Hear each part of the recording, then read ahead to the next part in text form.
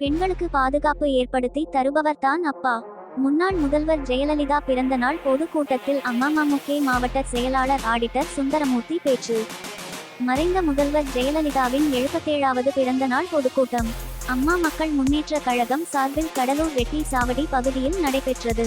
கடலூர் கிழக்கு மாவட்ட செயலாளர் ஆடிட்டர் சுந்தரமூர்த்தி தலைமையில் நடைபெற்றது. இதில் சிறப்பு அழைப்பாளராக அமமுக துணை பொதுச் செயலாளரும் முன்னாள் சட்டமன்ற உறுப்பினருமான ரெங்கசாமி சிறப்புரையாற்றினார். நிகழ்ச்சியில் பேசிய மாவட்ட செயலாளர் ஆடிட்டர் சுந்தரமூர்த்தி, ஜெயலலிதாவின் திட்டங்களை நிறுத்தியதுதான் திமுகவின் சாதனை என்றும், தற்போது அப்பா என அனைவரும் அழைப்பது மகிழ்ச்சியாக இருப்பது என முதல்வர் கூறும் நிலையில் பெண் பிள்ளைகளுக்கு பாதுகாப்பு இல்லை என்றும், யார் தன் வீட்டு பிள்ளையாக நினைக்கிறானோ அவன்தான் அப்பா. உங்கள் வீட்டு பிள்ளைக்கு ஏதேனும் அசம்பாவிதம் என்றால் சட்டம் தன் கடமையை செய்யும் என்று இருப்பீர்களா என கேள்வி எழுப்பினார். அம்மா மக்கள் முன்னேற்ற கழகம் சார்பில் நடைபெற்ற இந்த பிறந்த நாள் விழா பொதுக்கூட்டத்தில் நலத்திட்ட உதவிகள் வழங்கினார்கள். பொதுக்கூட்டத்தில் சுமார் கழகம் இந்த கழகத்தை திருட்டுத்தனமாக தோற்றுவித்தவர் ஒருவர். கரையான்புத்துல வந்து பாம்பு மாதிரி வந்தார் ஒருத்தர், வந்து ஆரம்பிச்சார்.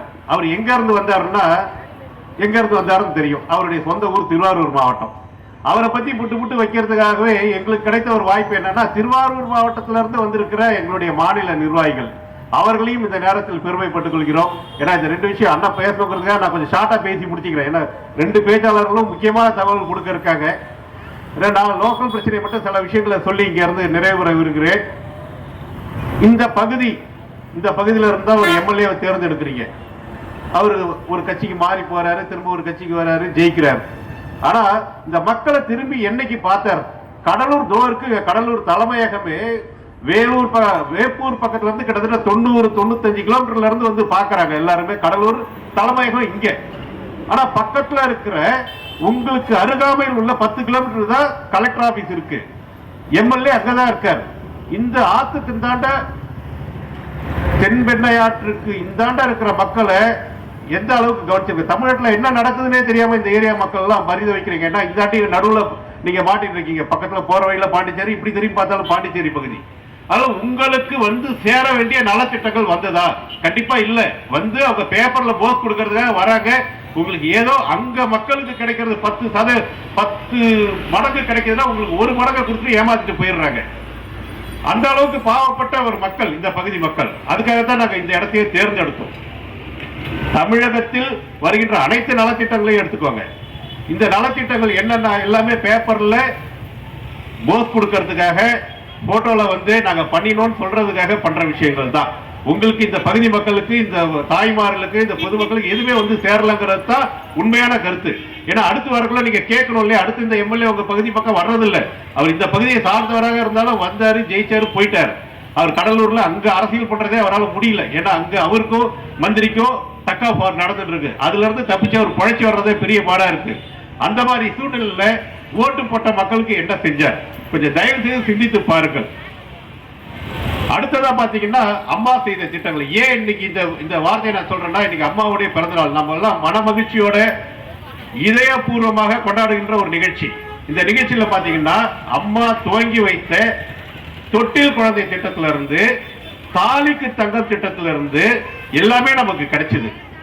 இது எல்லாமே மாத்தி, அதாவது மனுஷனுக்கு உடம்பு தெரியலன்னா அம்மா மருந்தகம், சாப்பாடுங்க, நமக்கு சாப்பாட்டுக்கு வழி இல்லை, கஷ்டம், ஒரு நாளைக்கு 2 நாளைக்கு வேலைக்கு போக முடியல, கஷ்டம்னா கூட அடுத்தது பாத்தீங்கன்னா அம்மா உணவகம்.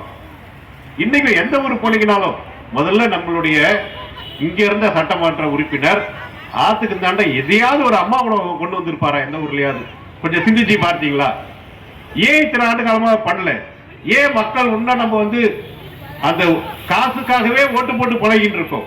நம்மளுடைய உரிமைகள், நம்ம பணம் தான், நம்ம வரியா கட்டுற பணம் தான் நமக்கு கொடுக்குறாங்க. உன்ன சும்மா அவங்க எல்லாம் சொல்ற மாதிரி அவங்க அப்பா வீட்டு பணத்தெல்லாம் எடுத்து கொடுக்கல. அதை பயன்படுத்திக்கிற திறமை நம்ம கிட்ட இருக்கு. அதை பயன்படுத்திக்காம அந்த நேரத்துல காசு கொடுத்தாங்களா, ஓட்டு போட்டோம், அவ்வளவுதான் அப்படின்ற சிந்தனையை கொஞ்சம் தயவு செய்து நம்மளுடைய பொதுமக்கள் மாத்தி ஆகணும். நமக்கு என்ன நடக்குது? நமக்கு என்ன 1000 ரூபாய் கொடுக்குறேன், நாங்க எத்தனை மகளிருக்கு 1000 ரூபாய் இன்னைக்கு எல்லாருக்கும் வருதா உங்க ஏரியால? கிடையாது. ஏன்னா நான் பப்ளிக்ல இருக்கிறதுனால எனக்கு தெரியும் எத்தனை பேரு ஒரு ஓட்டு வீடு இல்ல, ஒரு ஒட்டின வீடு இருந்துச்சுன்னா 1000 ரூபாய் கிடையாதுங்கிறாங்க. இங்க இருக்கிற மக்கள் தாட்கோலையும் சரி, நிறைய டிக்கு மாவட்ட தொழில் மையத்திலையும் லோன் வாங்க வந்துட்டீங்கன்னா, ஒரு பேன் கார்டு வாங்கிட்டீங்கன்னா முடிஞ்சு போச்சு, உங்களுக்கு 1000 ரூபாய் கிடையாது. எப்படி எல்லாம் ஏமாத்துறாங்க? உங்களுக்கு தொழில் தொடங்கணும்ன்ற ஒரு நோக்கத்தோட தான் அங்க வந்து நீங்க எல்லாம் லோனே வாங்க வரீங்க.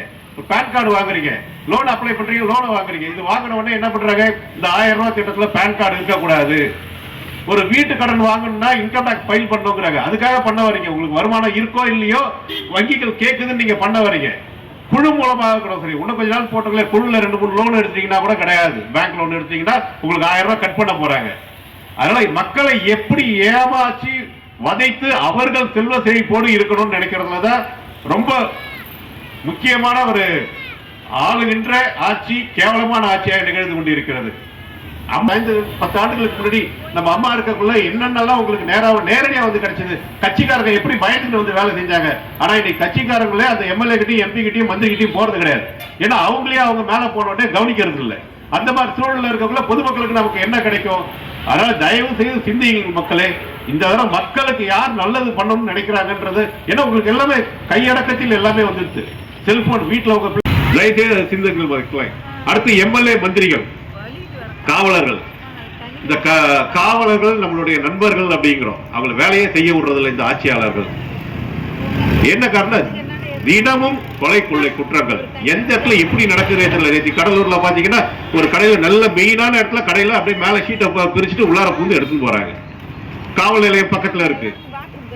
அவங்களை உண்மையிலே வேலை செய்ய விட்டா இன்னைக்கு ஒரு வண்டி மணல்ல மாட்டிச்சுன்னா உடனே இங்க இருக்கிற இன்ஸ்பெக்டர் அடிக்க மாட்டேங்கிறாரு. மந்திரி பேசுறாரு, மணல் கடத்தின்னு போறாங்கன்னா மந்திரி பேசுறாரு.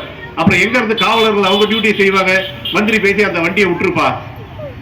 அப்புறம் எங்க இருந்து காவலர்கள் அவங்களுடைய வேலையை செய்ய முடியும்? காவலர்களை, நம்மளுடைய காவலர்களை அவங்க வேலையை செய்ய விட்டாலே நம்ம மக்கள் நல்லாவே இருக்கலாம். மக்கள் செழிப்போடும் திருப்தியாகவும் பயம் இல்லாம இருக்கலாம். இன்னைக்கு உங்க வீட்டுல ஒரு 10,000 ரூபாய் பணத்தை விட்டு நிம்மதியா வெளியில போக முடியுதா? 10,000 ரூபாய் வீட்டுல வச்சு அதிகமா வேண்டாங்க, நகையே வேண்டாங்க, 10,000 ரூபாய் வச்சுட்டா நிம்மதியா போக முடியுதா? ஏன் எந்த நேரத்துல பூந்து எடுத்து போவாங்கிறதே தெரியல. பாவம் அவங்களுக்கும் மண்டை காய்ச்சல். என்னன்னா 50 பேர் இருக்கிற இடத்துல 5 பேர் தான் வேலைக்கு வச்சிருக்காங்க. அந்த மாதிரி வச்சா 50 பேர் இருக்கிற இடத்துல 5 பேர் இருந்தாங்கன்னா எப்படி அவங்க வேலையை பார்ப்பாங்க? ஸ்டேஷனுக்கு வரவங்களை பார்ப்பாங்களா? போய் சுத்தி வருவாங்களா? இங்க இருந்து அப்படி போறதுக்குள்ள தூக்கணாம்பாக்கம் ஸ்டேஷன், அங்க இருந்து இப்படி வரதுக்குள்ள ரெடிஜாடு ஸ்டேஷன். இந்தாண்ட பாத்தீங்கன்னா பாண்டிச்சேரி, இந்தாண்ட பாண்டிச்சேரி கிருமாம்பாக்கம். இவங்க இப்ப இங்க ரெடிஜாடு ஸ்டேஷன் எடுத்தீங்கன்னா நம்ம கடலூர் எல்லை வரைக்கும் இருக்கு. அவங்க எவ்வளவுதான் பார்ப்பாங்க? அதனால காவலர்களை இந்த அரசாங்கம் என்று அவர்கள் நோக்கில் அவர்களுடைய பணியை செய்ய விடுகிறார்களோ கண்டிப்பாக நம்முடைய நாடு நல்ல சுபிட்சமாக இருக்கும். அது இந்த ஆட்சியில எப்ப திமுக வந்தாலும் உங்களுக்கு நல்லாவே தெரியும். கொள்ளையாகட்டும் இந்த ஆட்சியில நிறைய நடந்துகிட்டே இருக்கும். ஏன்னா அவங்க எல்லாம் கைட்டு விட்ட மாதிரி அந்த ரவுடிகளுக்கு எல்லாம்